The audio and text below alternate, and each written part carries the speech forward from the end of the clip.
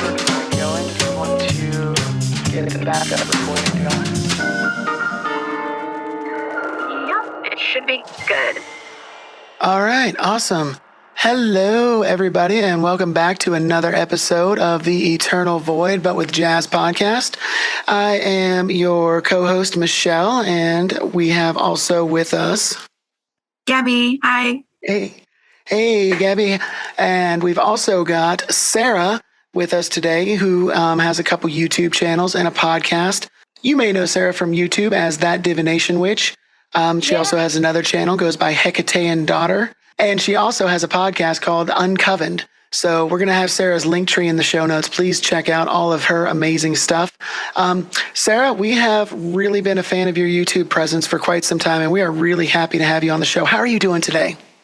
I'm good. I am good. The sun's still shining, so it's great. How are you? Doing pretty good. I am up here in the northern parts of the United States, kind of the Midwest, and it is still cold by my standards, but spring is on the way, so I'm excited about that. We've got little buds on the trees and little bits of grasses and bulbs and flowers coming up. Gabby, how are you doing? I am doing fantastic. I'm also enjoying the early spring vibes. It's starting to warm up over here in Massachusetts. We're supposed to have some 60-degree, 70-degree weather next week. So I'm so excited for that. I'm definitely a springtime person. So I am very, very pleased. Very cool. Sarah, how about you? What's it like over there in your neck of the globe? North of England, if I remember? Yeah. Not far from, if you've heard of a place called Newcastle. That's okay. neck of the woods. Yeah. It's still sunny. That's why I said that like that, because it's 6:30 nearly at night right now. And pleasant.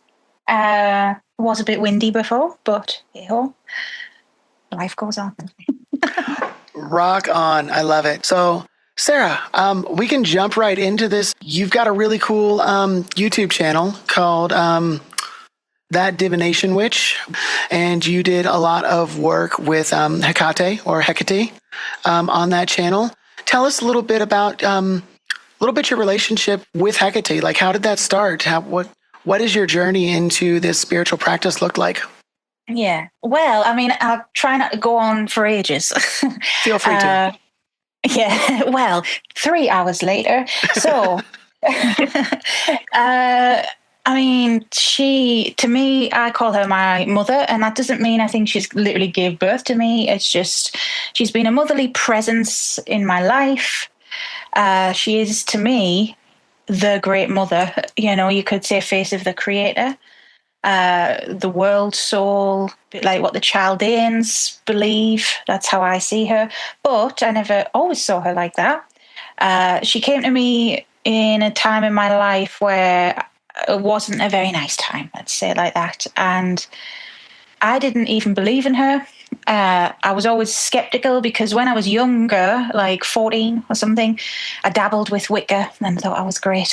Well, because that's all there was, Wicca at the time, but we still did a few spells and whatever. And I always believed, you know, but I wasn't sure what the full ins and outs of that was. And I was, you know, afraid sort of thing, fear of the unknown, right? But yeah, she came to me, it was 2018, going through a lot sort of thing. And it was her. And over time, like, I just figured out that it was her. I don't know how else to say it.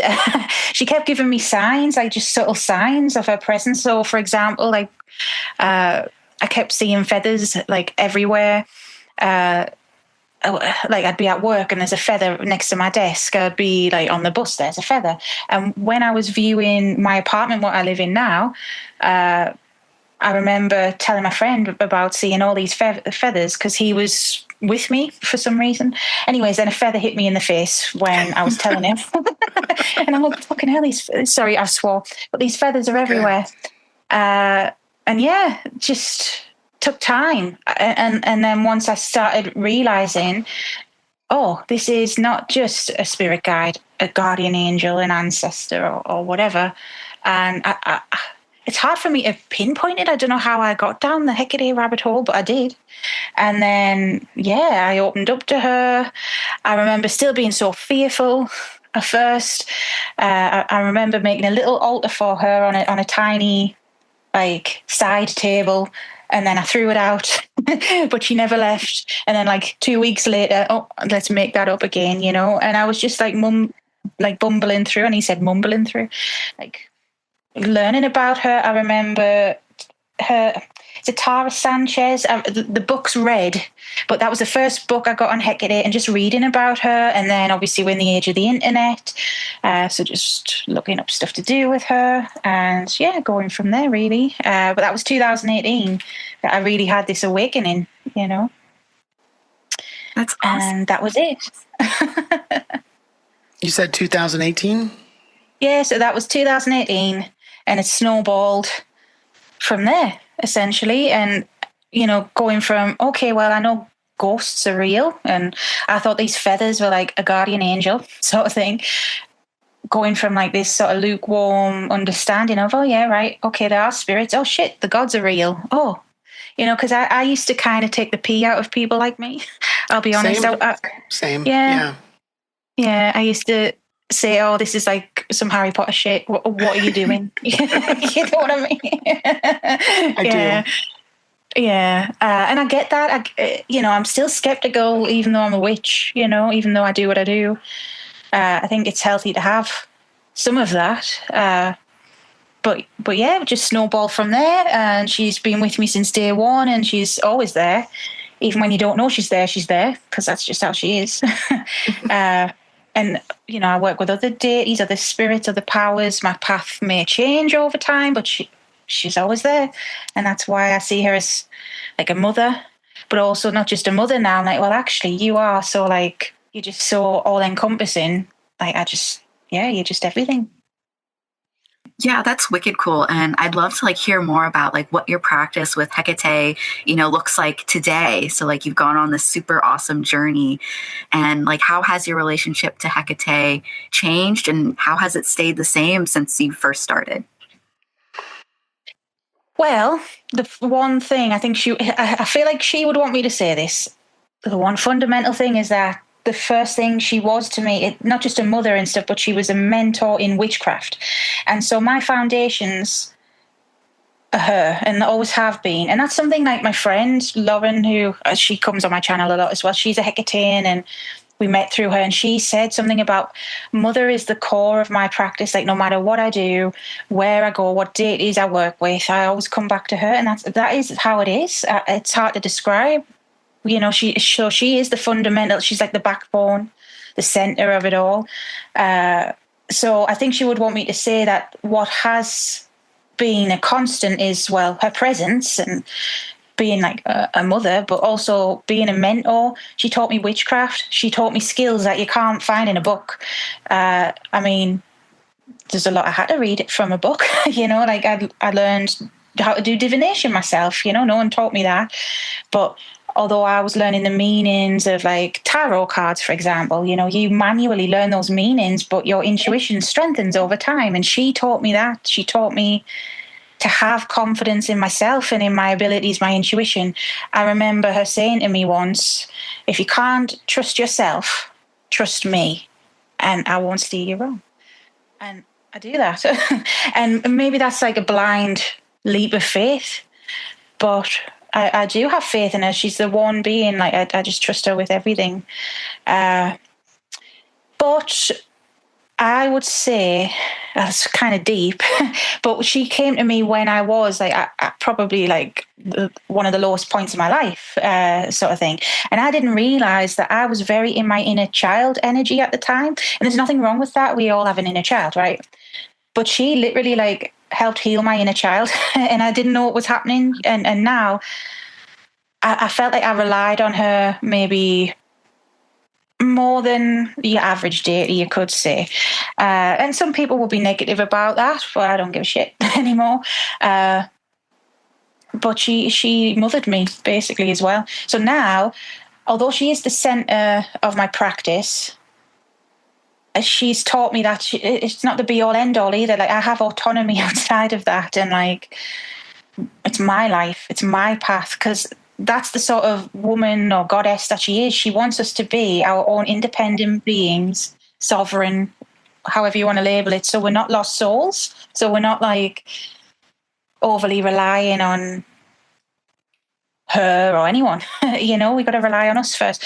So that's what's changed mainly. So what stayed the same is like, if I need something, like, because I like when I do my craft, and I teach witchcraft, a lot of it is like ye olde, traditionally witchcraft. I like to get my hands dirty. I like to use physical things, herbs, and spit on things and go feral.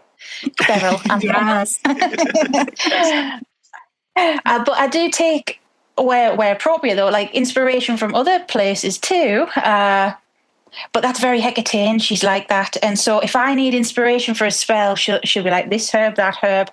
She like puts it in your head. I don't know how else to describe it. And there's other Hecateans that have said that, my friend, it's the same. It's like, right, you want to do this, right? Some wormwood, some of this, that candle, tie it to this candle, do that. She just, she's always like that. But she's taught me that even though she'll always be there, I don't have to like go, Mom, all the time, Yeah. And this is kind of going off topic a little bit, but I love that you mentioned the concept of faith and sort of taking these leaps of faith, because I feel like that's kind of a tricky topic in our community, especially with witchcraft, where it is so focused on, all the time being centered on, like, yes, being independent, like, yes, being sovereign. But every once in a while, you do need that little, like, outside push or like that little outside, guidance. So how do you negotiate that balance between, being independent, but also having faith in these, kind of higher powers? That's a tough one. Through lots of trials and tribulations, let's put it like that. It's not what I share. Like, I share a lot on my YouTube channel. I'm very open as a person. I always have been. I always will be, even when I try not to be. I can't help it. I'm a Libra. We can't shut up. A part of me can be very stubborn, and I don't want to ask for help, and I don't like asking for help, and I think that's my trauma speaking as well. outside of being spiritual. Yeah.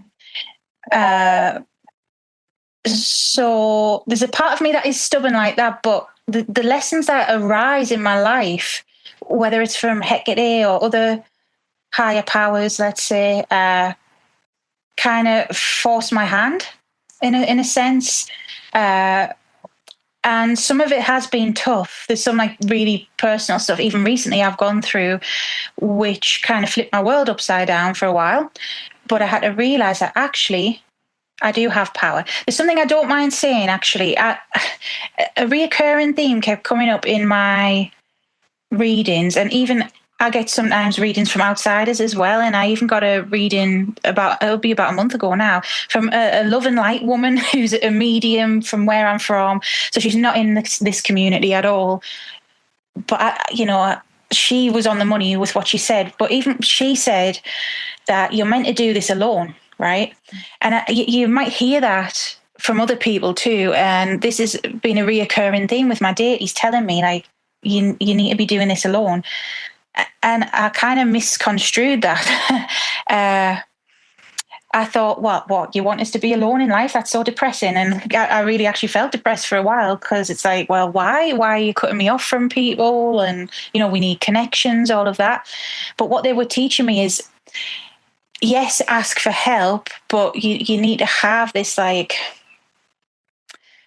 this sense of like, I can still overcome things myself. So it's not being stubborn out of trauma, but it's not being overly reliant. It's just finding this balance in between, and it's so hard. So it's hard to answer that question, to be honest. When I first gave her some blind faith, it was kind of like, wasn't from a very good place, I guess, because I thought, well, what have I got to lose? I don't know if that's good or bad or what, but I just thought, well, what have I got to lose? And I did it.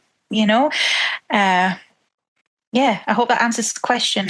No, it definitely does. And I think it speaks to like how how it is sort of like tricky to find that balance. Like it is sort of a process of trial and error, and kind of finding where you end and sort of Dee begins, and trying to work it out so you're still in control of your life, but you still have like this amazing power backing you and kind of like rooting for you in your corner. Yeah, I think I need to say, I feel like it's her saying it.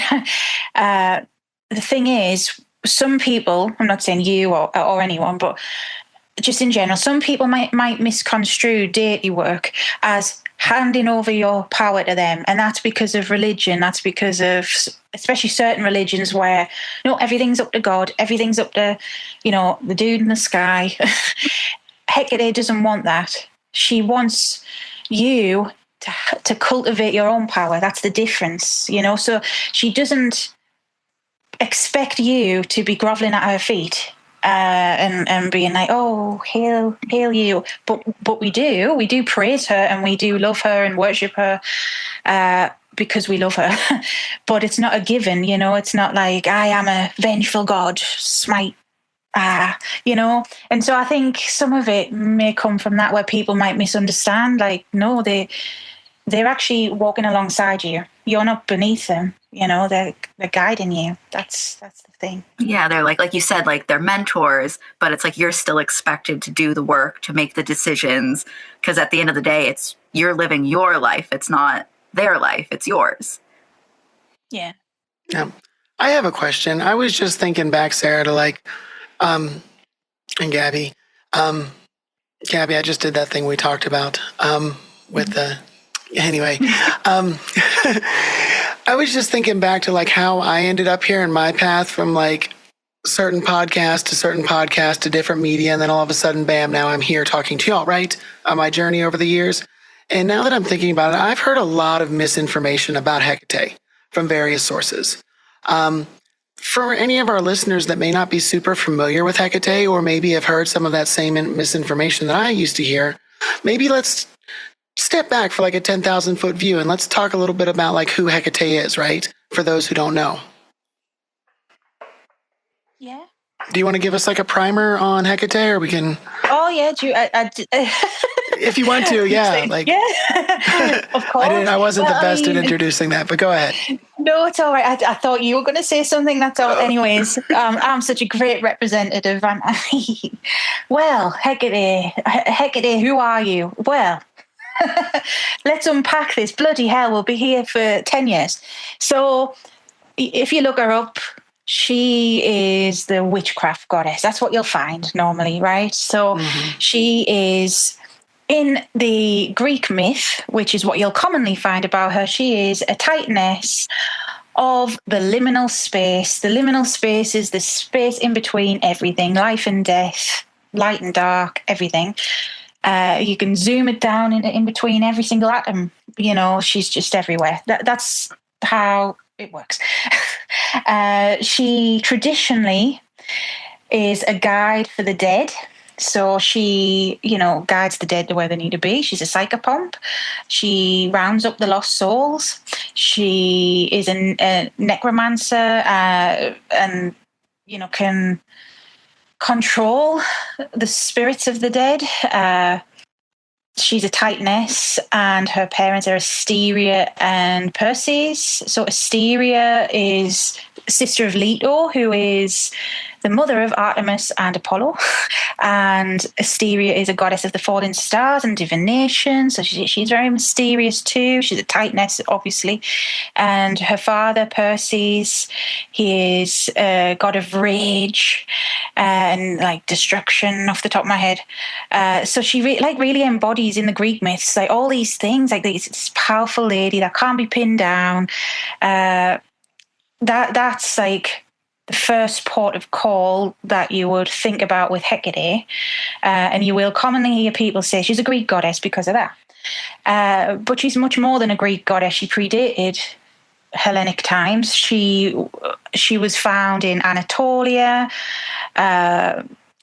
She had many different cults and centers of worship as well, many different epithets or faces to her. So I've mentioned a few of her primary roles, but she's a goddess of the crossroads, hence crossroads are sacred to her because they're liminal spaces.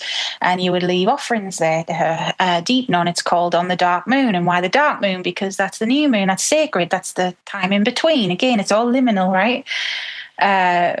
She is equated with other deities like Enodia, who is a goddess of the roads. She is, so you could say in that sense, because it's of the roads, that she would fulfill similar functions to Hermes as well, which also in some myths, her and Hermes are meant to get together too. It's so complex.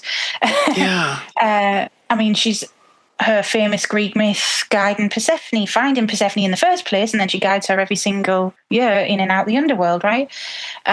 So yeah, but it's like, I guess where I'm going, like, and what I was thinking is like, she's not scary.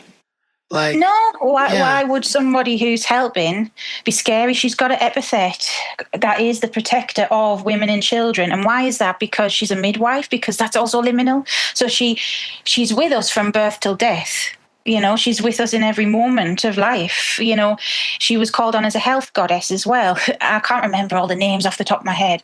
No, she has quite a few.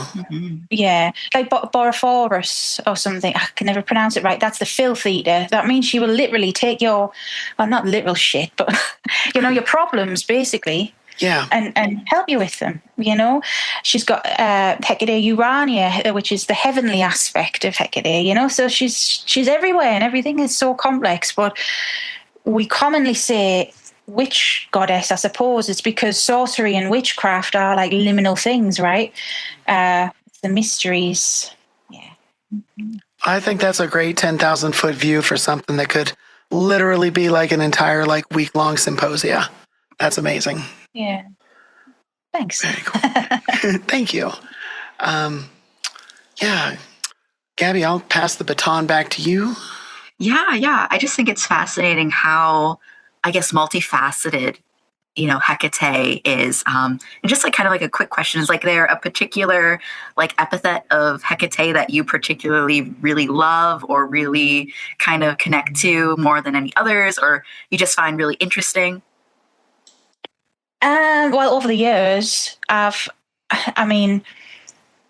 she comes to me with different faces, and sometimes I'm like, oh, I didn't realize that was you. So I've shared this story on my YouTube.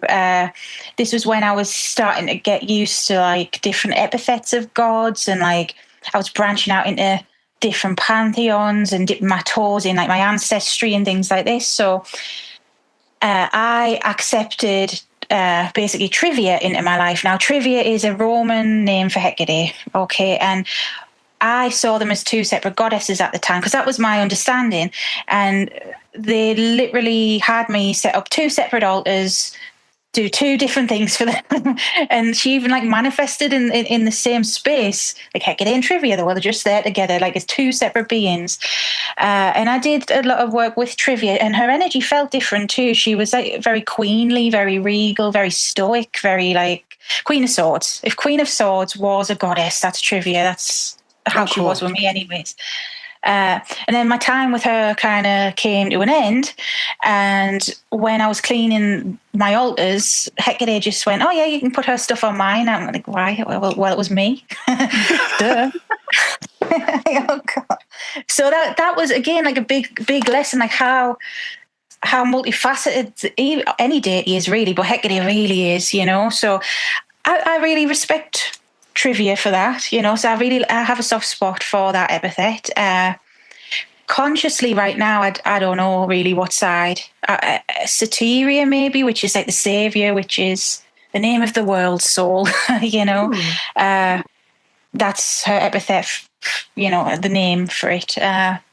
Maybe that, but I quite like Brimo as well. Brimo is like a primal side of Hecate. That's very like talked about earlier, didn't I? Like getting feral with my magic, spitting on it, and like that would be Brimo. That she's like really, really primal with that energy.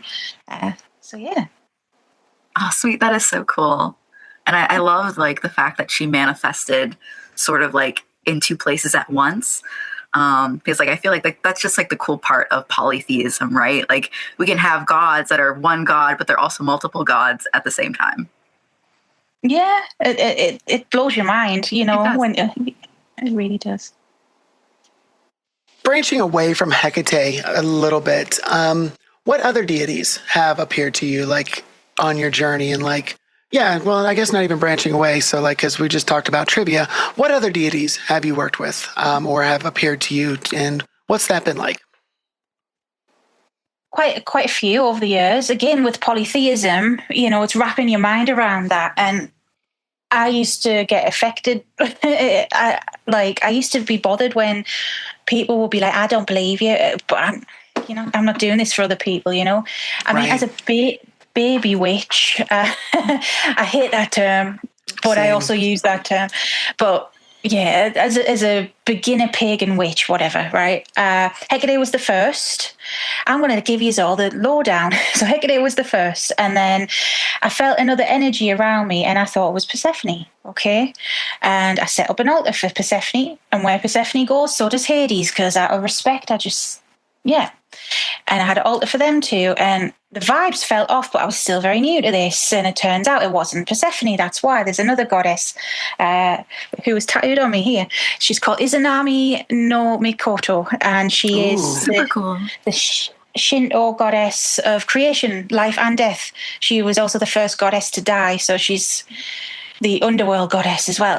And when I found that out, like my jaw dropped. It just really resonated with me. So it was Hekate really, then Izanami, although I had like kind of dabbled with Persephone and Hades, who were lovely to me, don't get me wrong, and I still respect them. I've done the odd spell with Hades actually for he's good with prosperity workings, if anyone's interested. Yeah, so it was the words Hekate, and then Izanami, then Lilith, lovely Lilith, who's been with me since like nearly day one as well. And I say that on my channel, like Lilith, she's just really made herself known to me then, and like she's another constant in my practice. But she comes and goes, whereas Hekate is always there. Lilith will just come in like a fiery whirlwind if I need some fiery energy, and then she may leave for a while, like months on end, and then I'm like, oh, hi again.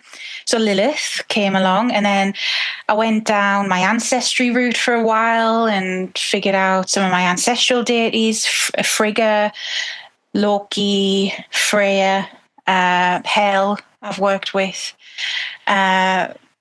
But when I say work with as well, sometimes like I've worked with Odin, but they may just help me with one thing, so this is like a lot, Right. I also had a couple of dabblings with Baba Yaga and Koshe, he's called, who are figures from folklore, and they're really like, you've got to be dedicated to work with them, I feel, because they really want your time and energy, and like they want to help and teach you, like discipline. And then really, apart from Zeus, I can't forget Zeus, because Zeus is Zeus. He was the first like male, him and Azazel, the first males I trusted, sort of thing. But I went left-hand path. Like from there, Azazel was one of the first, and then out of the Grigori, Cockabeel, he's called Angel of the Stars. I have a soft spot for him. And obviously Lilith, her sisters, I've worked with briefly sometimes, on and off. They've helped me with a few things. Obviously, I've gone through the Clifothic journey, so you work with different energies, like King Belial, for example. He's not one of my full-time team, you could say, if you want to put it like that, but he does help me from time to time. Like King Payman's helped me, Astaroth has helped me, Astarte. That's so complex because they're like one and the same, but they're also not. So it's full left-hand path from there on, really, is what happened. That's like my evolution. Yeah. Yeah, and I think the left-hand path gets like a bad rap amongst like those of the unknowing, like the people who haven't to the newbies, and like, I don't know, it sounds all scary on the surface of it, but really it's about self-improvement through trials, I would say, right? It is. It is, yeah. I mean, it can get exhausting sometimes. Even I think that, but it's all like, yeah, it's to get you to be stronger. King Bilal explained before about how we put you under so much pressure that you become a diamond. That's the way he put it to me and my friend once, and it's so true. And a lot of these spirits, you see, are like I mentioned, Astarte. Astarte was and is the Phoenician Canaanite fertility, love goddess, Right. A different face of like Inanna, right? But Astarte predates Aphrodite, and Aphrodite arguably is inspired by Astarte, and it's right next door to each other, the Levant and Cyprus, so it's a whole thing. But for newbies, they would say, oh, Aphrodite's all cute and fluffy and love and light, but she's got vengeful sides too. She's got like darker sides as well. Like, so these left-hand path deities, I feel they are deities personally. That's the way I see it. And there could be sometimes darker faces of pre-existing deities is the way I see it as well. Yeah, like I don't want to speak for Aphrodite because I don't have much experience or knowledge of Aphrodite, but I've seen some other like love and beauty deities who have in their own traditions I've been told are like the ones that like you do not want to incur their anger because when it comes, it really comes. Yeah. So everything's got two sides and definitely about finding that balance. That's really cool. Then you've also worked with the Morrigan, right? Yeah, briefly. So I feel, well, I think she respects me for it. She reached out to me quite a few times. She is through my ancestry too. Oh, another goddess I forgot to say when I was a baby, which was Minerva, who really helped me. That again through very ancient ancestry that was. But Morrigan as well through very ancient ancestry. It was more for tests. It came out that it was to help my growth. I think, look, I don't want to speak as if I'm so high and mighty because I'm not, but I do think she likes me. I like her, certainly. She's got a little statue. I got her one as like a gift, even though she's not one of mine. But again, with Morrigan, I feel personally she is a deity that, like Baba Yaga I mentioned, wants your attention, wants that time. And, she's doing it for your own good. But I think you have to like really streamline with her, and that just wasn't for me. So she's came to me in different times of my life over the years. It's a reoccurring theme, and she's wanted to work with me a couple of times. And I remember getting a reading of somebody else just to double check as well and confirm it. And that reading, she spoke so harsh. I was like, bloody hell. I was like, oh, okay. But I said no in the nicest possible way to her, and I feel like, well, I'm just a human and who am I to say no to a deity? But I did because it just didn't feel right for me. But you could argue if we go this much in depth, I know some people might want to pull their ears off listening to me saying this because I don't mean to disrespect cultures or history or anything like that, or people who work with these wonderful deities. But we could argue, are they not all expressions of the same energy in a sense? Like Morrigan and Lilith can be so similar.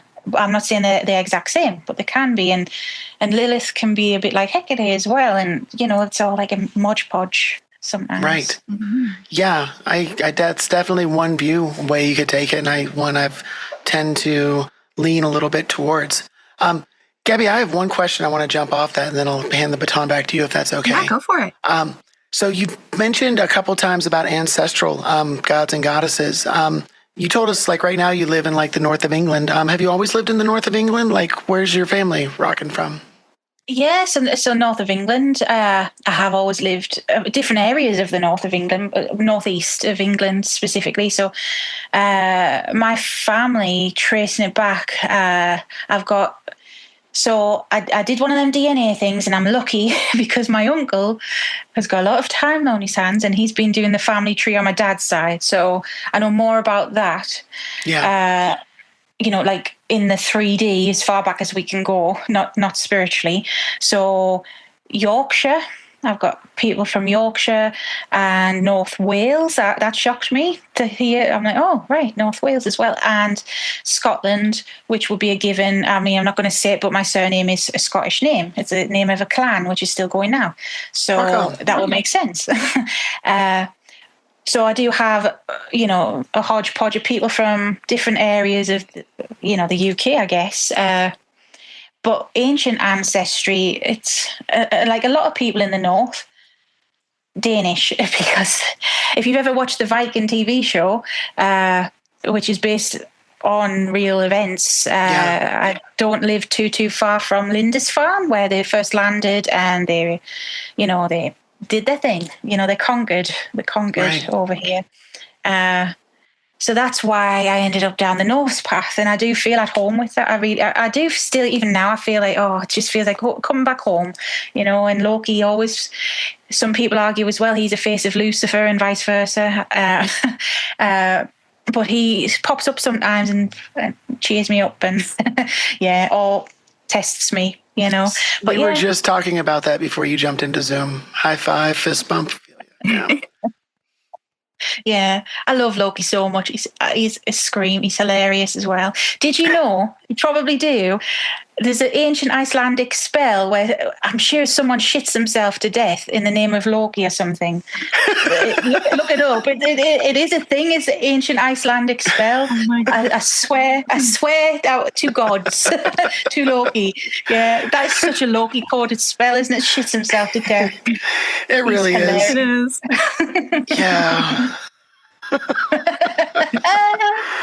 I mean, he's such a dick in some of the novels, but then at the same time, he also did tie a goat's beard to his balls in order to apologize, and then slap the goat so the goat would run off. And I mean, that's funny in any culture. He is hilarious, isn't he? And yet his daughter, she's like, really, she can be so serious. I mean, she's got a sense of humor, like in my experience, but she's got an important job. Yeah, exactly. So funny. He's so funny. Well, he's got an important job too, pulling pranks and stirring shit, chaos. Someone's got to do it. Exactly, right? And from chaos comes creation, right?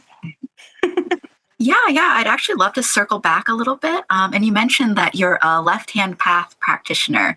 Could you please define what it means to be a left-hand path person for our listeners who maybe aren't familiar with that terminology? Yeah.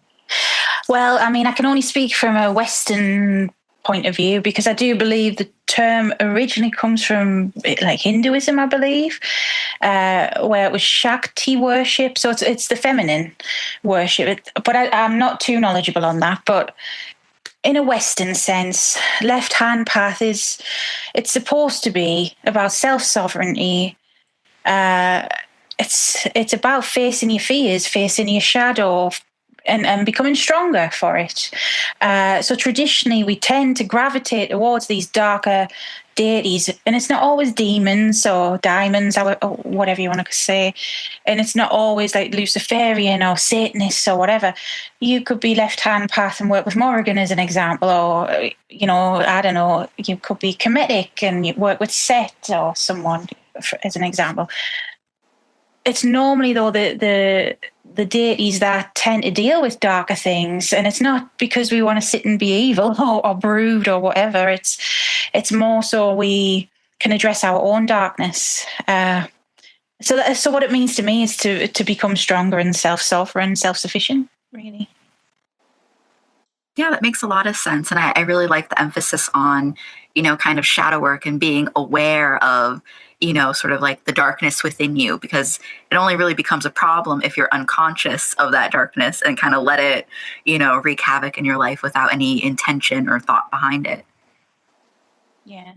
And I think it gets misunderstood because from a right hand, so we've got the right hand path, which is supposed to be at that core about caring for others as well. And I guess love and light would be right-hand path. But I think both ends of the spectrum can have their problems, I think there's a lot of spiritual bypassing with right-hand path. Not all of it, but some people where nothing bad ever happens. So it's all love, it's all light, nothing bad. But the way I see left hand is true left-hand path, not edgelordiness, is well, actually, life sometimes is a bit pants. So we just have to deal with that, and we can have to help ourselves first, and then we can help other people. We're not heartless. We're not totally being selfish here. That's the way I see it, anyways. But there's extremes to that. Absolutely. Heck yeah. Michelle, you look like you want to say something. Do you? You look thoughtful. Rock on. Yeah. No. I was just like, I wish somebody would have explained that to me like decades ago, because I had like that whole like media view of like, anytime there's like a horror movie that deals with anything like esotericism or anything, it's always like, oh, left-hand path, scary villain, monster. It's like, it's really not. I mean, yeah, it can be scary because it's about challenging yourself at like your core. And that can be pretty scary, but it's honestly, the horror movies make it look a lot worse and totally misrepresent it. But what I wanted to ask, I kind of wanted to jump a little bit, and I wanted to talk about like your YouTube presence and your media. We touched on it a little bit before, but how long have you had a YouTube channel? How long have you been doing this like professionally? Well, I think I've had it for about 3 years. Technically, it's older than that, but it used to just be my, watching YouTube account, Right. But I was posting probably, it would be about three-ish years fully going in on YouTube. See, YouTube is, unless you get lucky, it's hard, I think, because you have to be persistent and consistent, and you have to keep going, even if only 2 people watch you, and you have to keep going, really. Before that, I was on TikTok, and I'm back on there again just because I have to be down with the kids. It's part and parcel of being on social media. You have to have a presence everywhere to grow. It's expected of you. That's the part. Even though I do this as a job, I'm not really like one for social media. I just like making my videos and stuff and helping people in that way. But about 3 years doing this full time. It will be coming up to 2 years this summer. I think it was around June time, 2 years ago, that I finally went, okay, leap of faith. Again, that was terrifying, but 2 years full time. That's so cool. And how long until you branched off and created the second channel? And what's the difference between your main channel and the second one? So the second channel was me going back to my roots, because when I first ever started, you see, like I said, I was never one for social media. So I started on TikTok, which I know cringe, but I did it because I was one of the first people who was doing osteomancy, which I don't know if you know what that is. It's bone divination. Yeah. I was one of the first people to do that, and I phased out of it. It's not my thing. Just because the animal spirit didn't want to do it anymore. It was a fox, just the whole thing. But now a lot of people do it, and it's like, it just didn't sit right with me, and it just didn't feel right to keep being on TikTok. But I did genuinely enjoy doing little readings for people. I used to do them for free. I used to do collective readings. I used to answer some stupid questions too. Like someone asked, is Michael Jackson still real? And that got over 1 million views, and that was silly of me to answer that. Michael Jackson still real? Oh, real, alive? Well, was he real? I don't know. So I was like, that just got really meta for a second. Yeah. Is Michael Jackson real? Anyways. So I used to do that. So I started sharing readings publicly again, and I just feel it's my calling. It's what I do as a job. I love reading for people. I love connecting. I love doing, like, when I get a daily confirmation in, I learn something new every day. I'm like, oh, bloody hell, I didn't know you existed. It just happens. It's so in-depth, daily stuff. Anyways, I started sharing readings on my channel, but the algorithm didn't know who to promote me to. Some people like to see that. Some people don't like it. So I just felt, okay, make a second channel. And it was a pain in the butt to do, but I like it. And it's just, when I feel drawn to do a reading, I'll just film it and see what happens, basically. Or if I've got a message to share, and it's just a separate space, because some people come to me to learn things or talk about things, but they don't really want to see that, and vice versa, So that's why I set up the second one. It's been about a year, I think. Maybe not even that.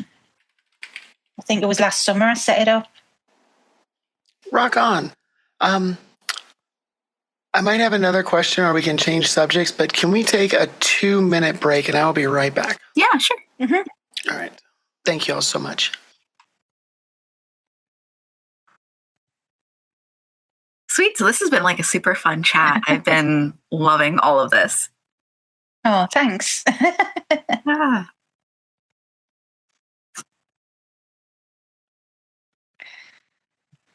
And like if there's anything...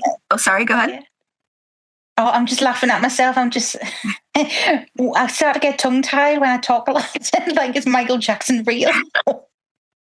I'm just laughing at myself. I honestly, I'm like, what have I just said? You know? Hey, you're good. You could probably convince people that he's not real, like with today's day and age. Is he real? Is he? Is he? I don't fucking know. Am I real? Right? Yeah, that was funny. But yeah, if there's any other topics that you just want us to talk about that we haven't asked about, feel free to jump in and talk about whatever you want to share. Yeah. I honestly can't think. I'm just thinking of Michael Jackson. Watch the Google search results after this episode. It's like, is Michael Jackson real? The likes suddenly go up. I'm back. Can you all hear me okay? Hello.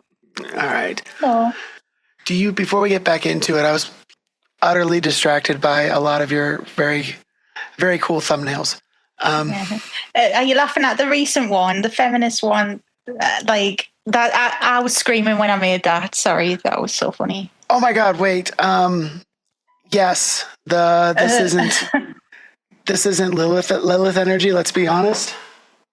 Oh, that's what on YouTube you can test your title, see what works more. So I've done like my latest podcast. Yeah. So it's obviously showing a different title to you. Oh, there you go. It's in motion. But yeah, some Aleister Crowley fangirl said to me, "Fuck feminism. It's woke." And I'm like, I've gone off it. No, I thought the thumbnail was hilarious. I put the woman off Mary Poppins on, the suffragette woman. Yes. And then I put, yeah. Oh, Mrs. Banks, that's it. Mm-hmm. That's amazing. And what's wrong with being woke? Like, the entire point of this path for so many traditions is to, quote unquote, wake up. But let's talk about your channel and maybe we can give a little preview of your last couple videos, because I'm seeing some really cool channel topics here, right? You're just really going over some really cool stuff. So let's talk about your last video that you just released as of today. Can we talk about that for a little bit? Would that be okay? Yeah. Tell us a little bit about what you just released. So wait. I'm getting tongue-tied. Is that the feminist thing? Yeah, and apparently there's different titles. So I'm seeing one title, but it might be different for some others. Yeah. Well, first off, YouTube let you test the title. Okay, so I'm just testing the title, see which one performs best, because it's hard to think of a title sometimes of if you're watching YouTube, do you want to click on that? Or is that going to be boring? Or, so you've got to think about this. But my latest episode, it's one of my podcast episodes, and I just kind of put the world to rights. I've been I feel as though on the internet in general, you have an opinion, and no matter what, there's always someone that finds an issue with it. You could be the nicest person in the world, and there'll always be something. So my personal podcast is all about me just speaking my mind finally, because, it's people pleaser stuff. I've stopped doing that now. I'm like, no, enough's enough. That's my truth. So I got some lovely comments, that's sarcasm, about how I see Lilith and I'm woke and feminism and blah, blah, blah. And the person who said that was a cis woman that was a fangirl of Crowley. And so I just went off it, basically. I just was like, are you for fucking real? Because looking into it, at least in Britain, I don't know about the US, women never had an equal vote until 1928. we're not even 100 years. All right, a couple of years off, but we're not even 100 years of being equal in that way. Never mind anything else like equal pay or anything like that, or just being recognized as a sovereign being in our own way. If I may, something I learned recently in the U.S. and probably in Britain as well, we are more alike, I think, in a lot of ways than we'd like to admit, but there were women-led anti-suffragette movements. And I never heard about that growing up, but thinking back about it, it makes sense. It does. It does. I could say some things right now that I don't want to get too much into it, just for my own sake as well. Yeah. But tell our listeners to watch your video for those things. Yeah. Yeah. There are some problematic peoples in this world. Yeah. But yeah, that's my latest video. But I talk a lot about all sorts of things, really. And I think Lilith is like, I'll tell you a funny story, a recent one as well. So on a comment of one of my Lilith videos, I had it was a creepy man who commented something about, I will go into your mind and I will be your father figure because you clearly need one. Something like that it was. And I was like, what? So I made a little short or TikTok of Lilith images to George Michael's father figure, just for him. There's some absolute weirdos, man. That's so weird. But I think Lilith triggers a lot of people. Just talking about Lilith, trigger train happens. I've noticed this the more I talk about it. Well, yeah, I mean, but look at what she represents at her core. Her own woman. Correct me if I'm wrong, but I read somewhere that the term virgin got misconstrued over the years, and talking about the temple virgins, in ancient Greece and Rome and Anatolia and before, I'm sure many other places, it meant women who were in charge of themselves is what the term originally meant. It had nothing to do with penetrative sex. And people get triggered by that because, that's we're the wrong channel to talk about that but if you want to have that conversation on this channel, we'd love to host you if you're listening. I'm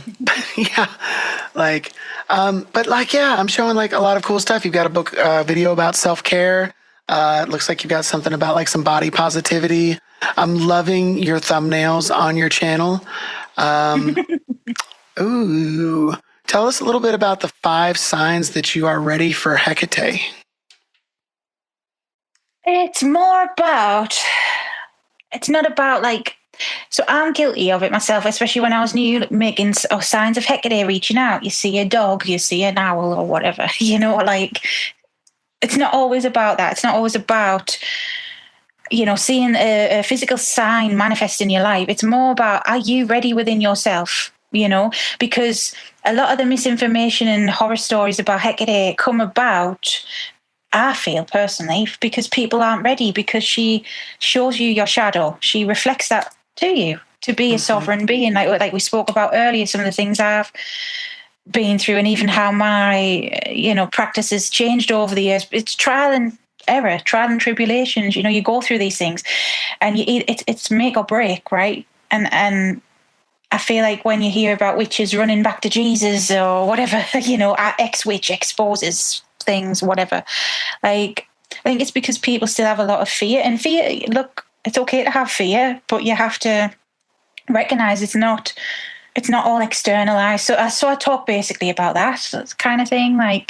It's not just seeing an external sign. It's not just the aesthetics of it. It's you're going to have to put in the work, and you've got to be ready for that and realize that introspection and trauma work. Yeah. Rock on. Well, Sarah, this has been absolutely a dream come true and wonderful. Thank you so much for coming on. Gabby, would you like to say anything in closing before we wrap this up or ask any questions? I think we've covered everything. Yeah, this was a fabulous talk. Thank you so much, Sarah, for coming on and for sharing all your knowledge about Hekate, these other entities, these other deities, your path, your channel. And I hope everyone listening takes a couple minutes to go check out your YouTube, subscribe, hit the bell, do all the whole shebang. And yeah. Oh, Yeah, and thanks. tell our listeners again where they can find you.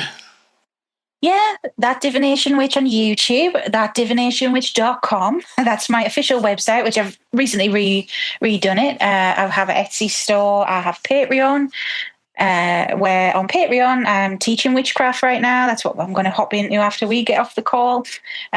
Starting from the basics. We've covered all the basics, and now we're starting glamour magic. Bit of glamour, bit of self-love.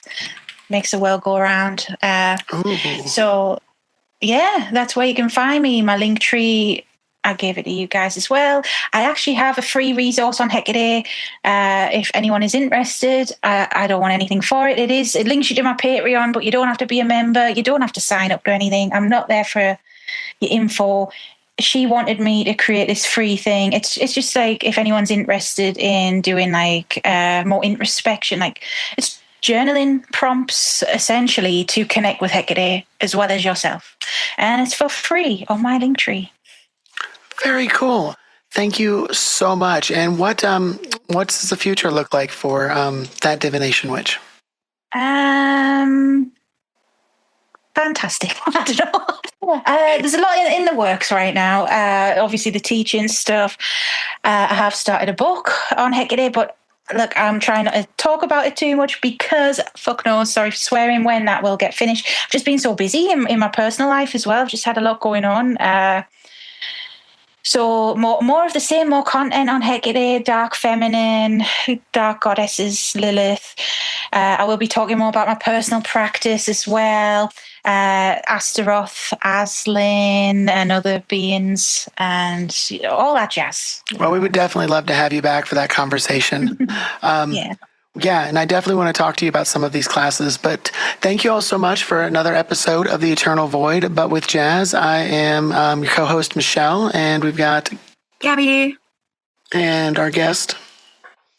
Me, Sarah. Yeah, woohoo. All right. That was unscripted and unscheduled. I didn't tell anybody we were doing that. But yeah, check us out in the show notes. We'll have all of Sarah's links. You can support us by clicking on our Ko-Fi link and wadding up a couple dollar bills or pounds or whatever and throwing them up the internet pipes to us. Helps us keep the lights on and our servers paid for and all of that cool jazz. But stay tuned. We'll have another great episode for you next week. Thank you all so much. Talk to you soon. Bye. Bye.